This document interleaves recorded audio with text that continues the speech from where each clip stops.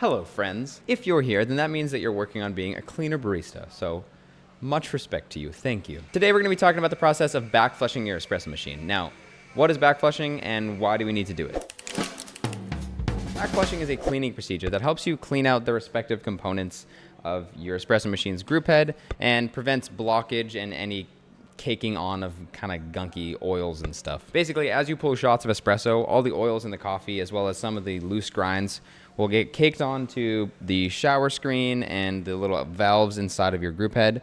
So backflushing removes any of that leftover oil and gunk and makes sure that your shots are clean and beautifully extracted. That's what we want, that sweet, sweet extraction. If we leave the oils and gunk caked on in there, that's going to affect the extraction of our shots in the future. It's going to eventually slow down our shots to the point where you're getting a longer extraction and all those oils are going to be kind of seeping into your future shots. You don't want that. It's going to make them taste rancid and kind of bitter. We don't want that. We want sweet, beautiful espresso. Sweet, just beautiful espresso, you know? All right, so backflushing, how do we do it? First, let's talk about the respective parts that we're going to be using. This little handle here that you actually take out and put your coffee in is called a portafilter. Inside your portafilter is your portafilter basket filter, which pops out pretty easily. Then the area where you actually put this portafilter is called your group head. That's where you actually slot this guy in. Then in the group head itself, there's also the shower screen and a screw that holds a shower screen in. And then finally, you're gonna need one more part that goes along with your portafilter. It's called a blind basket. Essentially, it's just a filter basket with no holes in the bottom so that the water doesn't drip through it and instead the pressure builds up. And that's pretty much it. Those are the respective parts that you're going to be concerned with during the process of backflushing. Okay, the time has finally come. Let's do some backflushing, guys. Step one is you're going to take your portafilter out of your actual group head, and then you're going to pop the basket filter that's within the portafilter out, just like that. If you have a bottomless portafilter, unlike this one has a bottom, but if you have a bottomless one, you can kind of tap it out from the bottom. That's the easiest way to do it. Careful because it is kind of hot. Then you're going to take your blind filter basket and then you're going to pop it into your portafilter just like that. Give it a nice slap. It's a very satisfying sound, I promise. Next, you're going to be taking a flathead screwdriver and you're just going to unscrew the shower screen screw up in here. I usually just loosen it with the screwdriver and then I take a cloth and unscrew it by hand because it's a lot faster. So this is what your shower screen looks like. It is basically just a very fine mesh filter, and then it comes with this little screw here. Be very careful. Do not lose this screw. It is very expensive for a screw. It's like $7 or something, so it's not actually that expensive. But for a screw, very expensive.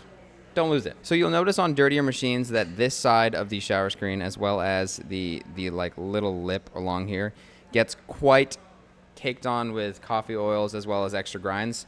So we're going to need to make sure that we clean that out. On top of that, the bottom of your portafilter basket filter also usually gets pretty caked on with coffee oils and some extra loose grinds. So we need to make sure to clean those off as well. So what I'm going to do is I'm just going to pop this shower screen into my little basket filter, and then I'm going to toss both of these underneath my hot water tap on my espresso machine, and I'm just going to blast them with some hot water. That's going to help loosen up any oils that might be caked on at the moment. I'm just going to let those cool for a second, and we're going to move on to the actual group head backflushing process. So we have our blind basket in. What we're going to do is we're going to put this portafilter into the group head.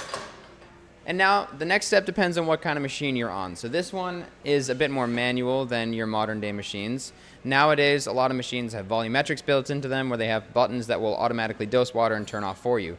This one does not have that. So this is more manual. On those more automated machines, there are usually two buttons that you will press simultaneously, and it'll actually start the backflushing process for you. And for those machines, you literally just press those two buttons. It's going to say cleaning or backflushing or whatever it says, and it'll take about a minute and a half, and then you don't need to do anything else pretty much at that point. However, on more manual machines, we have to manually backflush, and we're going to go through that process right now. So what I'm going to do basically is I'm just going to turn my group head on. I'm going to let the pressure build up in my pressure gauge. I'm going to keep an eye on that. Basically let it build up to 9, let it sit there for about 2 to 3 seconds, and then I'm going to break the seal in my portafilter and then reseal it so that it builds up pressure once again. I'm going to break it again, reseal it, let it build up, break it again, and I'm going to do that a total of 3 times. Then I'm going to turn my actual switch off here. All right, so here we go, party time.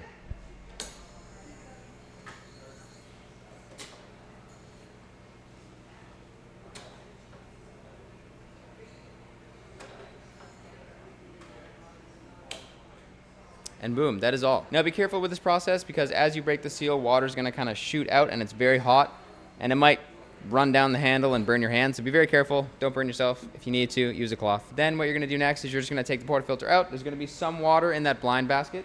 Just dump that water out. And again, be very careful. This is very hot now.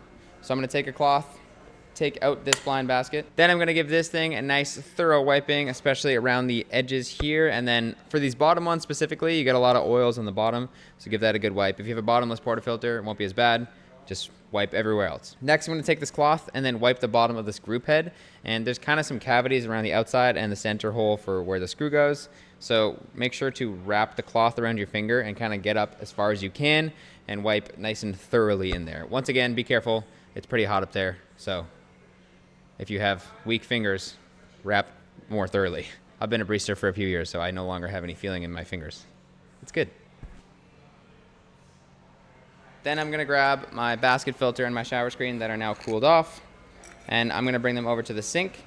As you're cleaning these, just make sure to use your finger to kind of scrub along the bottom of the basket filter because it gets pretty gross. And then for the shower screen, same deal. Make sure you're scrubbing both the bottom and the top of the screen as well as the lip around the edges because that gets the most kind of caked on grossness in there. And now that they're all washed up, we're gonna take my shower screen and my little screw that goes along with it. I'm gonna place it back up here, start screwing it in by hand. Then I'm gonna take my flathead screwdriver. Then as I screw it in, it's gonna sort of get slightly harder to tighten and then it's gonna stop because there is an actual point at which it stops screwing. Don't take it much further past that. Give it a snug tighten, but not much tighter. You don't want to damage the shower screen, so be careful with this. Then we're gonna pop our basket filter back into our portafilter. Sweet, sweet sound. It's so satisfying. And then we toss our portafilter right back into our group head. And that's it. That's all, folks. That's backflushing.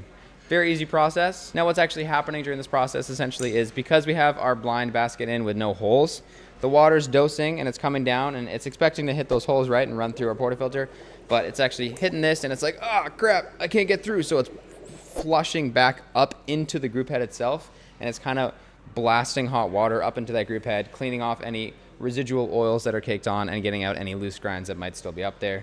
And then when you break that seal, any of that dirty water will come out.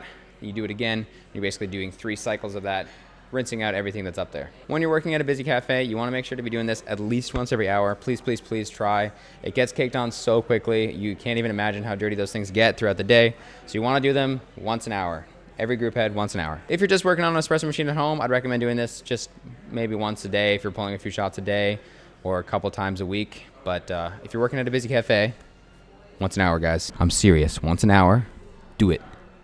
Do it. Then one extra thing that I like to say is at the end of the night when you're actually shutting down the machine, you're gonna do the same process, except you're just gonna toss some cleaning powder into this blind filter basket when you do the process, and you're gonna do it twice. Once with the cleaning powder, and then once without to kind of rinse out any of the residual cleaning powder that's up there. That's gonna sanitize your machine for the next day and get it tip-top shape. Keep our machines clean, man.